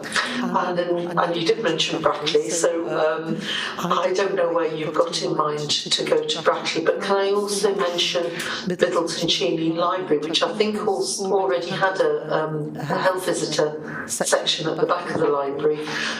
Brackley will deal with some of the villages on that side, but if you were able to do outreach to Middleton Cheney, there are villages that wouldn't ever even go to Brackley, and certainly don't have any transport to Brackley. So an outreach to what's already existing actually at Middleton Cheney would be really helpful. Thank you. Thank you, through you, Chair. So in terms of Brackley, it's the community hospital, so we've got space in the community hospital, which is really helpful, because when Louisa and I and others went out to visit it, that's where our SEND parents also have their coffee morning, so it runs, so we've got 2 rooms there. And what I will say is, and this is definitely a compliment for the NHS, they've given us that room for free. We don't have to pay anything for that room. So we have got services that we deliver out of there. I'm very cross to hear that. Okay, I thought it was good news. Wonderful, but we've lost the physiotherapy service that was being delivered from Oxfordshire because the NHFT wanted to charge Oxfordshire for the space. Okay, if I can just add to that, we haven't taken the physiotherapy space. We definitely haven't taken the physiotherapy space. So I thought that was good news. But it is good news for the families. Yes. I'll move swiftly on. Very suitable. Yes. Middleton Cheney, I think it comes back to, linked into what I said before, it's about making sure that we identify what the need is there as well, because if we're saying we're doing outreach, we need to be really clear on what is the outreach that we're doing. And then going back to your... is there anything I can do to help with that? We've probably got that information, to be perfectly honest. I think it's just a case of looking into it. So it links into if we've got particular concerns about school exclusions, birth rates, support, SEND, etc. So I think we've probably got all of that. In relation to what you said about education, I think this probably lesson to all of us: don't use abbreviations. There are some education services on there. So we've got IST, for example, which is the Inclusion Support Team, which is part of the education. Okay, and then we've got the SEND West Northants. So that covers our SEND team, and we've had sessions that have been delivered by our education psychologists as well. The bit I'm not so confident on, and Ben may be able to help, if not we'll definitely go away and check it, is around exclusions and fixed term exclusions and supporting families. I do know that happens at Toaster Hub, again because I've been there and the family have been in and they had 5 children, and similar to what you were describing, they've got a child with additional needs and they've got a child that's been excluded in different schools and the challenges that all of that brings. So I know support is given, I'm just not sure of the frequency that teams go out, but that's definitely. And also then spreading that news around the school clusters, so that I'm sure that we've got a very engaged teacher at Toaster, but being able to then spread that, as I say, support is available and you can send families here. And that does happen, and equally they signpost young children young children to the youth space. So that connection with the family hub team and the senior in Toaster is happening with those schools, and we know that because children from those schools come after school to do homework or socialise or whatever young people do.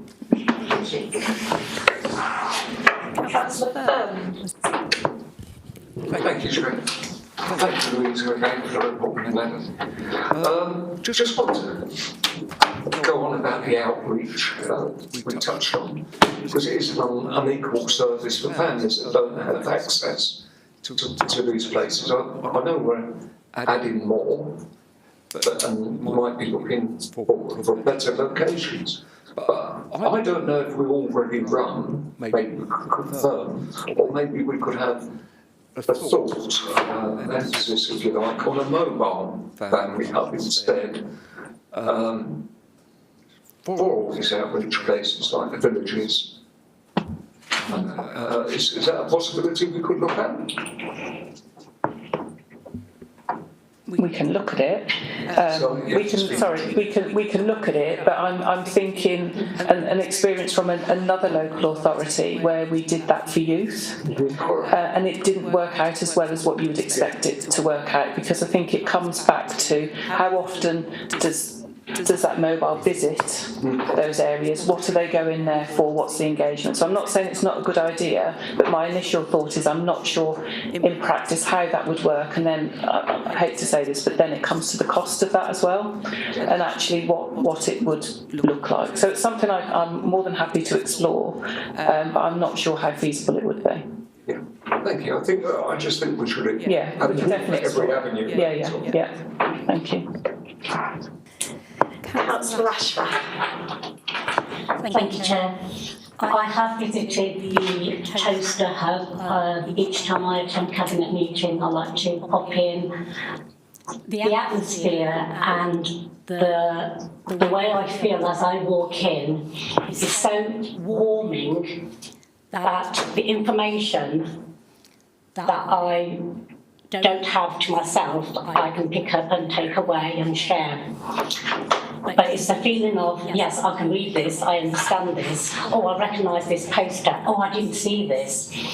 It's a feeling of feeling comfortable, recognising not just the venue, but that welcoming feeling. For somebody who can't read, write, colourblind, what are they going to see and how is that experience going to be? And it's just going back to that early stages of, prevention with children, but the experience of the parents as well, because if you can make them feel comfortable, they will walk through that door.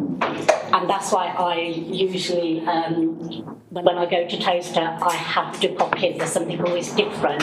Oh, I need this. I haven't seen this in Northampton, and I share that information because I like to share information because it might help just that one person that needs that information, if you know what I mean. And I collect information all the time and leaflets, so I'm surprised I haven't got anything with me right now. But that information sharing is important, but also that feeling of, this is familiar, this is really warming to walk into.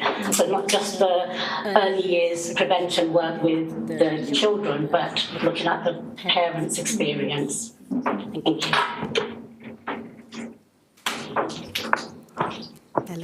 So if I just add, Chair, through you, I think Malton is another good example of that. So I know some of you around the table went to the opening at Malton, and I think that gives the same sort of vibe when you walk in. It's welcoming. You're not intimidated, although for some people it might be quite a big space. So that's what we are definitely trying to develop in all of our sites. Thank you.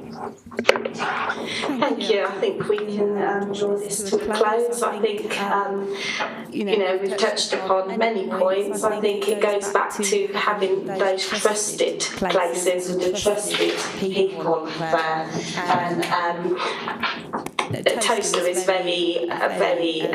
it's flagship, isn't it? It's very light, spacious, airy, colourful. It ticks all the boxes. And I have been to Toaster myself, and being able to look out over the greenery of the space outside is wonderful, and the buggy walks and whatnot they do for families' mental health. I think we've touched upon needing to be, holistic, but we do thank you for all the good work, holistic in looking at the whole family, as Councillor Heaven said, families struggling with different aged children, and that is potentially something I know you are moving forward and can move forward more. So are we happy to, given the good work that's going on in all the hubs and given the work that is going on with the Northampton University, the commission to do the longevity evaluation, and also given the fact that a lot of the information and impact is going to be, as we've touched upon, quantitative, people, how they feel, and we cannot absolutely put a price on how families are impacted for the better. Are we happy to note this report for now? Thank you. Over to you, James. Sorry, Chair. I think at the risk of putting words in the committee's mouth, I think you might be underselling the level of support that seemed to be expressed during the discussion. If it's worth anything, there seems to be the opportunity for the committee kind of to put on record that it was supportive of the approach being taken and it welcomes the progress being made, the progress that's been made so far. I'd like to second that. Thank you, James. And thank you, Louisa and Melanie and Ben, and to all the wonderful work that's going on in the family hubs. So we are going to move on to item 8, and this ties in with the youth offer the strategy that we have been to 2 workshops and had the great privilege of meeting the youth council, which I must admit was the most enjoyable thing. And so it's over to you, Melanie, to present an update for us. Thank you. Thank you, Chair. So I suppose you've just said in terms of the workshops, and then we had some really good feedback from members and young people in terms of what the strategy needed to look like. So we reworked that. I say we, I didn't do anything. It wasn't me. It was somebody else who's amazing, and she's in our Family Hubs team. She reworked that strategy and rewrote it, and then it went back out to members. So you've all seen the final version of the strategy, which was sent out I think a week or so ago. There's a plan for it to go to Cabinet for formal sign-off on the 5th of May. And also just to acknowledge the artwork. So all of that artwork in the strategy has been done by our young people, which I think was extremely impressive. And one of the things that we wanted to do with the strategy was make sure that we had the footprint of young people all over it. So I'm really pleased in terms of it's the voice of young people, it's their strategy. So I hope that you all feel the same. As Louisa has said at the beginning, the strategy is only as good as the delivery plan. So yes, the strategy, I'm happy happy with the strategy. We're currently pulling together the delivery plan, so we've got a full workshop on the 6th of May. We've already started it, but we're getting everybody together on the 6th of May. So we will adopt the same approach that we've done with the family help strategy, which you've just said you're really pleased with. So hopefully you'll be reassured. We're doing exactly the same with the youth strategy. We have our strategy, we have our delivery plan, and we have our governance in terms of the youth offer board that's been in place for over a year now, so probably 18 months, 2 years. So that's all I've got to say on the strategy, unless anybody's got any questions. But just again, thank you all for your contributions.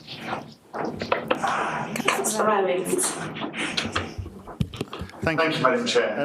Melanie, look, you know my point of view. I've emailed you on this before. All strategies are great. All policies are great. I particularly looked at this one because I looked at it, it's the multi-agency thing that concerns me. I had a marvellous chat with a detective inspector last week, and I said to him, how do you feel about the extra police officers? And he said to me, what police officers? I said, well, you 26 police officers in Northamptonshire again. And he said to me that won't even touch the number of police officers that we're losing through redundancies, retirements, misconduct hearings, sickness. And he said, the police aren't coping. So that's one agency. We know in primary care in Northamptonshire there's been over a 60,000 increase in population in the last 10 years. We know that. We've got one less surgery than we did 10 years ago. GPs are under strain, budgetary cuts, ICBs are on cuts. We know that social services is under strain. So we've got this reliance, this policy that relies on all these other agencies. We're all going to come together, we're all going to work hard.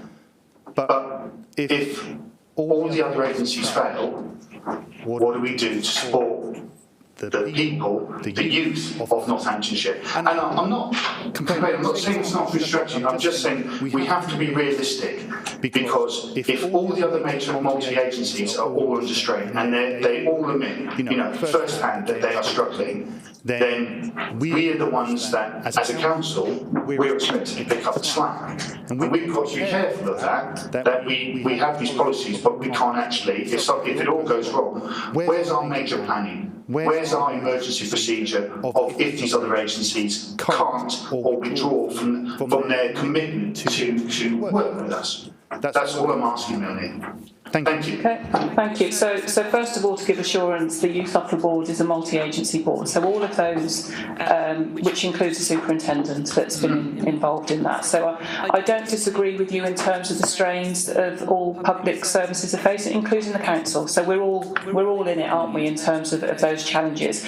I think the strategy is ambitious, and I think strategy should be ambitious. It's a strategy, not a policy. So the delivery will be defined by our partners. What I would say, which is a positive in terms of the strategy, all of those organisations that you've referenced, they have a preventative agenda, and we all know if we get in early and we prevent, we're going to reduce the number of young people that end up in statutory services. So this is much wider than, so if I think about youth justice, for example, so I chair the Youth Justice Board for the whole of Northamptonshire. Clearly there's a lot of police membership on there. We've got early intervention for our young people. So I'm confident in terms of we can do this together, and we've got the commitment, because that's what all of our strategies are telling us. You can never preempt what's going to happen in the future in terms of funding. I think you're right in terms of the ICB. I'd say that's probably the organisation that is most under pressure right now, but in terms of having ICB and commissioners and providers at the table, they are very much behind this strategy. I don't think we need to worry that all of our partners are going to walk away and leave the council to it, because we are all signed up to it. I do get your point, and I'm not dismissing your point, but we have to be ambitious for children, otherwise we'll stand still. And I think it's very clear, and there are a lot of things in that strategy we're already delivering. I think the challenges that we are going to have is probably more around transport and accessibility, if I'm honest, and from the workshops that you've attended, that's the biggest challenge for young people. So yeah, it's ambitious. You could have said that our family help strategy was ambitious, but and it was. But yeah, so I hope you have confidence in terms of the workforce and the staff, and also our partners that are working to deliver this, because I do have confidence in them. So I hope that gives you some assurance. Thank you. Councillor Aldridge. I mean, you know, really good strategy, very clear, fantastic engagement of the young people themselves, really good focus on collaborative work across agencies. My big question and challenge is, where is the West North House budget to support this? Because it's not about mega amounts of money, but sustainability of staffing, sustainability of activities that the council may want to take forward, possibly activities around how to reach groups, rural engagement. Those sorts of areas require a budget allocation. And I've been through the budgets on more than one occasion, and I cannot track through anything that is focused on the implementation of this strategy. And I think that's a big question about how do we ensure that all that fantastic development work and collaborative engagement with agencies is actually going to be delivered and is sustainable without some funding being available. So how do we satisfy ourselves as a scrutiny committee that we've got a model that has enough resource for it to be sustainable and impactful? Couldn't agree more. So you won't be surprised to know that I have been having conversations for several months around the budget. So this will be put into our medium-term financial plan and also part of our budget setting. What I'm looking at currently is how do we bring our youth offer and our family hubs together, because I think they are very closely connected. So part of that medium-term financial plan that we've got related to the family hubs will support us with some of this work that we're doing around our youth strategy. And I know that some members also, we've been talking about the youth zone and on-side, so there will be a paper coming to Cabinet probably in 2 months, realistically possibly July, which will also support us in terms of how we deliver this. So there will be more detail in the Cabinet paper in terms of that, and I'm sure that there will be questions. But again, I wouldn't be putting my name to a strategy if there was no money that would be sitting with it, because we would be failing from the start. So I can give you assurance that we are looking at the budget, where that sits and how we deliver on what we need to deliver. And it links into the 0 to 19 contract as well, and some of the conversations that we've been having around that. Could I just make a further point, which is understandably you're looking at linking up the family hub approach.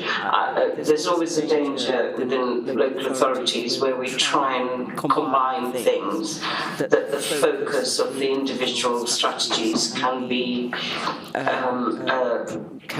lost. And I think it's really important that we keep the integrity of this strategy alongside the integrity of the family hub strategy, and start to scope out the resources required to deliver those two separately, rather than decision making at the centre where budgets are looking not that good, end up as somehow losing the integrity of both these important areas of activity and work. Sorry, I wasn't clear in what I said. So they are. I'm not suggesting that we bring both strategies together. So apologies if I came across saying that. So in terms of our structures around family hubs, what I'm looking at doing is having our family hubs and youth under that structure. So just to illustrate, so with education we've got SEND, inclusion, support, exclusion. So I'm looking at that overarching, and as part of the budget that I'm finalising, that will also include youth work workers. So that's the start of what we need to do, because this strategy won't be implemented in 12 months. Clearly it's a 4-year strategy, so we do have to start from, and we're already working with, I mentioned the National Association of Youth Clubs, because a lot of this is about how do we coordinate services, and I think that's probably a piece of work that will probably be the first thing that we do, and then how do we use our youth workers to support that, and it's about the communication and how do we get out more widely to the communities, and that will address some of the things in terms of the actions that we've got in the strategy, and then we move on to the next. And all of this will be, and we're also including young people in our youth offer board going forward as well, so they've asked to be part of that, so those are the sort of things that we're looking in terms of our terms of reference. So it will be two very separate, but I'm looking at it, so in effect, Louisa is the Assistant Director for Family Hubs. She will also be the Assistant Director for our youth offer, so it's about, and that's where we get the connections, which is what Louisa described in terms of how do we connect up all of the services and the partners to make sure that we've got a good offer and that we're hitting the right communities in the right way. I'll ask something separately. Okay.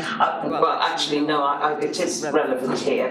I know that a range of youth activity and support for young people happens across a range of local authority teams and services, and there will be a resource allocated to that. So I guess a starting point would be pooling that under one umbrella in order to deliver this overall strategy as well, possibly. Just a thought. Through you, Chair. Can I just clarify, do you mean understanding what funding is given to different community organisations already? No, okay. I meant within the local authority. Okay. Yeah. I'm aware of some things that are related to youth activity in other departments and other service areas. And HAF is a good example of that, isn't it? Holiday activity and food, and we're looking at that as well. Yeah. Thank you. Thank you. Are we happy then that this is noted?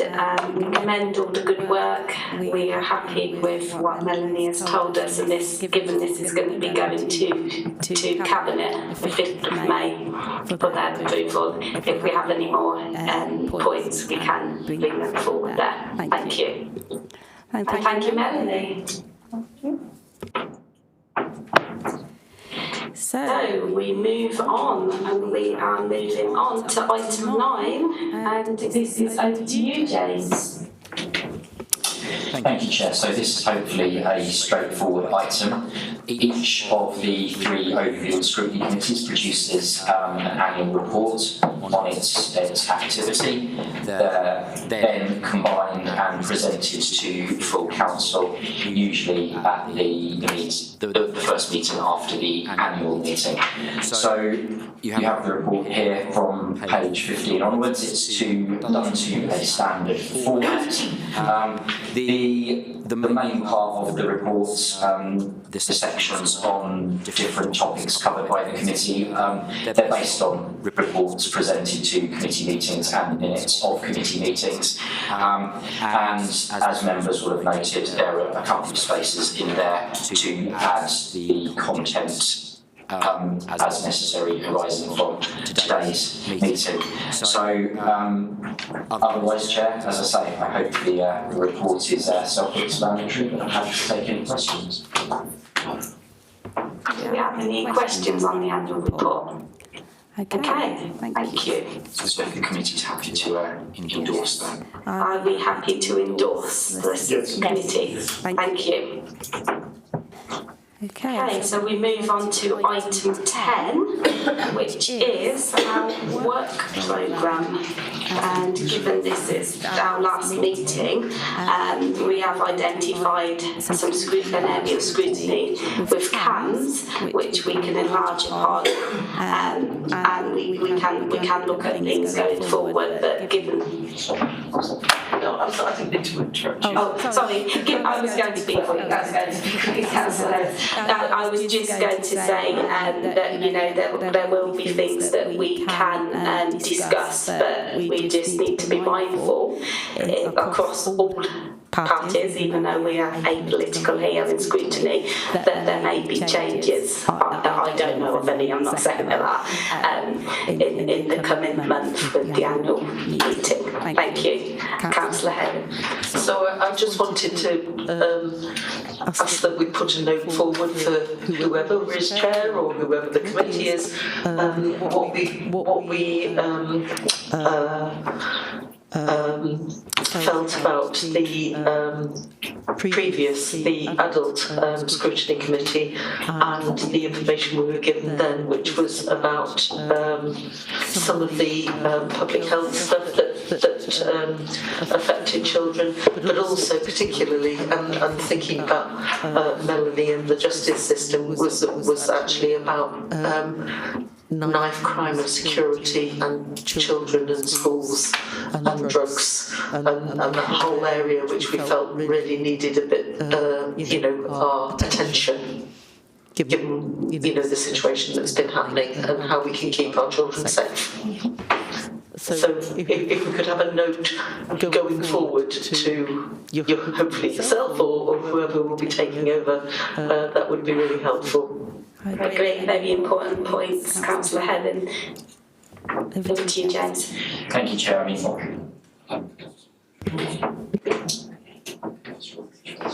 Councillor Aldridge. Yes, could I also raise an issue around the Scrutiny Committee? It is about education and housing and children, and receiving information on the performance of schools, because we don't have that as an agenda item, and as it is focused on education, and I understand that we've got a number of academy trusts and so on, but nevertheless there is something about the performance of schools across West Northamptonshire, and for us to have an overview of that as part of the work of this committee, because that's one area, the 100 and how many schools, 67, is that right? Have I got that? About 190. Yeah, 190, and including primary, the nursery. So could we have that as an area that we could have as part of the work of the Scrutiny Committee? Chair, through you, if that's okay. Susanna, you're right, we don't necessarily discuss educational outcomes and performance. I think my response would be we talk about our performance overall, not individual schools. I think that puts us in a very, very different position.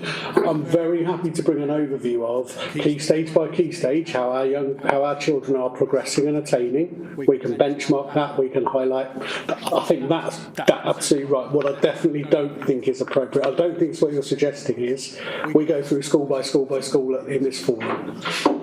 No, but whatever there is about schools in the public arena, there is no reason why that information could not be looked at by the Scrutiny Committee. Just to have an overview, are there differentials within ward areas? Are there issues? It's about scoping that out, because it's an area that I've noted it's not been there as educational performance of schools across West Northamptonshire. I think it's important that we have that. Anything in the public arena, I can go and look up the details for all the schools in my ward. But there's no reason why this Scrutiny Committee can't have an overview of the performance of all schools, plus the combined overview in the way that you're suggesting. Okay, yes. James. Thank you, Chair. I've got a further one to add to the pot, which is we've had a request that the committee consider doing some pre-decision scrutiny on a new policy around rental and service charges for council's social housing stock. Suggested time for that would be an item to the 7th of September committee meeting. I think it goes for all scrutiny, and it's exemplified by the suggestion of further scrutiny around CAMS. But it will be important for the committee, as has been said, to give further consideration to the focus of that, who it wants to hear from, what it wants to hear from, and the intended outcome it's seeking from it, to ensure that the scrutiny is reasonable, the good use of everybody's time isn't recovering ground that it might be challenged has been covered already. That can be subject to further work. And I think finally what all of the suggestions has exemplified is illustrated rather, is that this committee, probably all scrutiny committees, have far more that it could possibly do than it can actually do, and so it involves you as committee members unfortunately making some really difficult choices at times about what you prioritise, what you can use your finite resources to look at, which will achieve the most worthwhile outcomes. Councillor Owens. Yeah, I'd just like to go back to James's point about the CAMS. I would like to suggest to the Scrutiny Committee, bearing in mind the information that I informed you of with regards to the shortage of staff within CAMS, and the fact that the director came to us and said that as far as he was concerned they were operating at capacity. I think it's fair, considering now that we know there's up to possibly 30 staff, 15 vacant posts, 15 staff shortages, that we ask him to come back and explain what he means by full capacity. I think that's a fair ask to get him to come back and explain that, because I would say if I was the director of any trust, it's the same as anybody who's a director of services within West Northants, I would expect them to be at a level that when they come to a meeting that they would know their current staffing levels, what the current staff shortages are, and how that reflects on their capacity to provide a service for children in West Northamptonshire. Thank you. Thank you, Councillor Owens. I think. Oh, sorry, Melanie. Thank you. Through you, Chair. I mean, what I would suggest is that we actually give David Williams the opportunity to respond, which I am going to send to you. And I think then it's maybe a discussion as to whether it should come back, because we have vacancies within the council, for example. So if you ask me, have we got vacancies or have we got staff off sick, I would probably respond, yes, we have. Or I'm thinking probably more for social care than education, because we haven't. Thankfully. But we would use bank staff and agency staff to cover that. So what I would ask is that I can get a wider context in terms of that, and then maybe you decide if it needs to come back to scrutiny, because I'm confident that David will be able to give the context of that, if that's okay. Thank you. I don't know whether it's also a factor that might apply in this case. I'd look to the director to correct me if I'm wrong, but there can also be a nuance between service deliverers and service commissioners. So in this case, Northamptonshire Healthcare Foundation Trust are responsible for delivering the service that they're commissioned to provide by the Integrated Care Board, I think. So there's a lot of context around scrutiny of the NHS, who's responsible for what. You may find that you need to direct the scrutiny in a different place, do you think, or possibly hear from two organisations where you may think it's just one. Yes, through you, Chair, I agree with that, James, and I think we need to give the opportunity for David to come back, which I will do through members' inquiries that I've acknowledged with you, Councillor Owens, because I think there is going to be a wider context to this. Thank you. Yes, I think there's definitely opportunity for that, given the wider wider implications. Thank you. If we do not have any other points, questions, comments, I'd like to thank everybody for your contributions, for your questions, for your input tonight. And I would like to say there's no urgent business, so we can close the meeting, and it is quite a quick one, you'll be happy to know.